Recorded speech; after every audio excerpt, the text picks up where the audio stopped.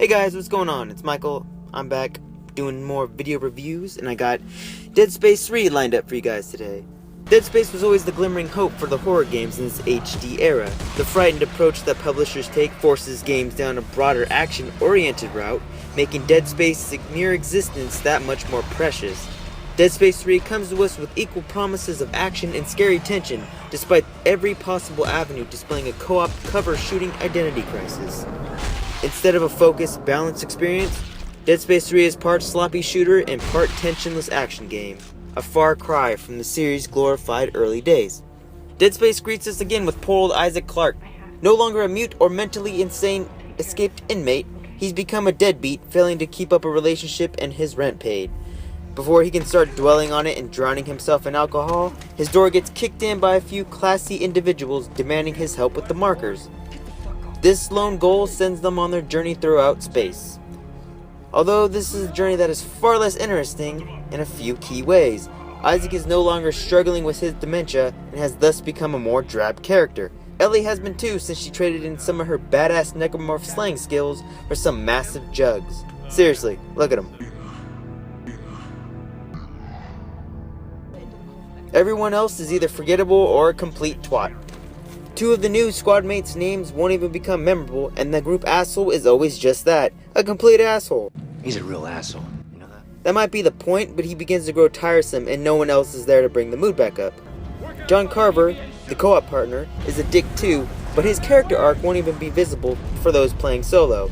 The villain is also tame, even though his acting is fairly well captured. It's puzzling that the game has so few characters, and yet none of them are actually worth caring about. The plot these misfits surround themselves in isn't even the highlight. Every mission is severely elongated to the point of making everything feel poorly paced because of it. There are always a few too many steps when doing something, and it makes it easy to lose sight of the main objective. All this tedium will bring you to the end, which will treat you to some of the stupidest science fiction in recent memory. The laughable reason behind everything just feels like the writers tried way too hard to think of a solution to every possible question. Players probably even have a better solution in their heads, and this won't even compare to it. I guarantee you. The gameplay also has pacing issues. Rather than slowly building tension, a large chunk of the game chooses non-stop action in the form of a constant stream of enemies. They don't allow for these battles to have impact since they happen far too often and become far too predictable. It isn't long before you can pinpoint which vents will bust open, and feels like a blatant disrespect for the player's attention span. Strategically dismembering isn't even as vital. Yes, aiming for the limbs is helpful, but it's been downsized by sheer speed of the combat. Enemies can full-on sprint now, making it impossible to line up a steady shot. Not only that, but they spawn in an alarming number and in almost every direction, meaning that you need to spray and move on without much precision. The old Dead Space games were slower, but satisfying because of that pace. Isaac has been made faster too, but this feels like a bad attempt at action. Dodge rolling is now part of his agenda, but levels and enemies have not been designed with this in mind. Most corridors are still pretty cramped, and dodging makes you hit the wall more often than, actually avoiding the attack.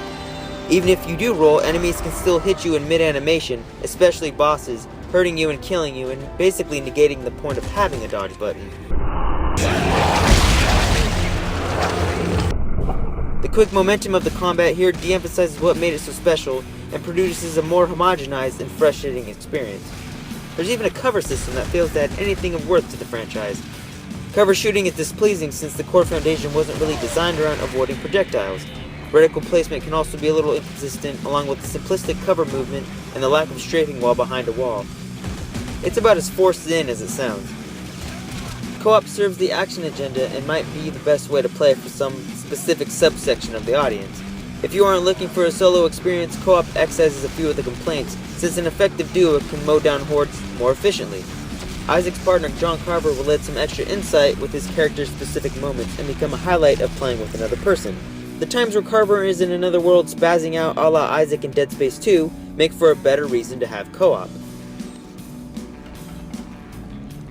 There are some minor inconsistencies when playing with another person, but it's a mostly serviceable way to play if that's the way you want to enjoy Dead Space 3.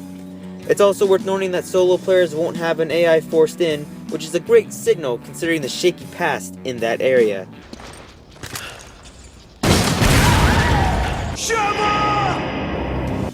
Weapon crafting is also new, but far more vital and engaging than co-op. Benches no longer serve solely as upgrade stations, giving the player a chance to craft weapons from pieces or loot found in the environment, or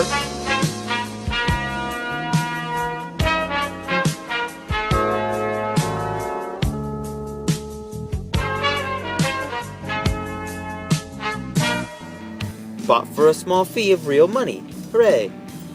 Firearms consist of an upper and lower chamber, each highly customizable and allowing for anything the player can basically think of. There are a large array of combinations from electricity, ripper blades, melee tools, pistols, magnums, assault rifles, etc., and these will force players to find something that suits their go-to playstyle. If you can think it up, you can most likely make it, and make it pretty awesome, and the ability to break down weapons into parts encourages experimentation. However, the shooter focus of most of the game supplements the weapon crafting at the expense of the horror. Instead of finding a happy medium that sort of establishes within the first half, predictability destroys tension and combat opportunities, making the game fail to find its own identity. The shooting is poorly paced, losing any impact, and the unique stares are almost completely extinct by this point in the game. The lack of overall quality and rush filling in the latter half further establishes the thought that Dead Space is far too long for its own good. Throughout these long hours, Dead Space 3, however, does always look pretty good, and sound pretty good as well. Environments aren't really as creative as Dead Space 2, but shine in a similar way that simultaneously astonishes and feels dirty. Sound design also tries its damnedest to set an uneasy mood, even if the constant action cancels it out. These may be similar tricks from the series past, but they are still noteworthy here. Like a battered spouse, I kept blaming myself for Dead Space 3's shortcomings. Maybe I'm numb to the formula, maybe I just suck at this specific game. Dead Space's drastic shift to action in the later parts clearly and painfully demonstrated that it was to blame instead of me, failing to find its footing in hopes of grasping the lowest common denominator. The bloated nature fails to provide a focused experience, instead halfway dabbling in many Venn diagrams, and not fully succeeding at any one aspect. Your enjoyment may depend on what you want from Dead Space 3, but its reluctant ability to make up its mind is its biggest downfall.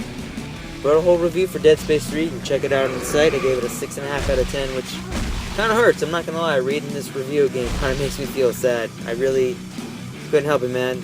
I had to give it what I had to give it. But it's not terrible. I think people that have played the first two should at least see the ending, despite how stupid it is. So, thanks guys, you can read the review on the site, and I'm gonna go cry myself a river. Alright, goodbye.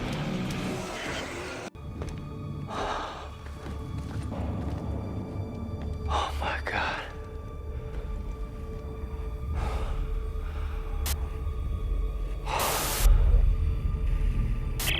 Ellie, Carver, to reach the Admiral's quarters. Isaac's. Turn it off. Hey, Isaac! Turn Isaac? Carver, what's going on? Turn it off. Isaac! Turn Hey! it off. Hey! What is it? What's going on? Nothing. Everything's fine. Everything's fine.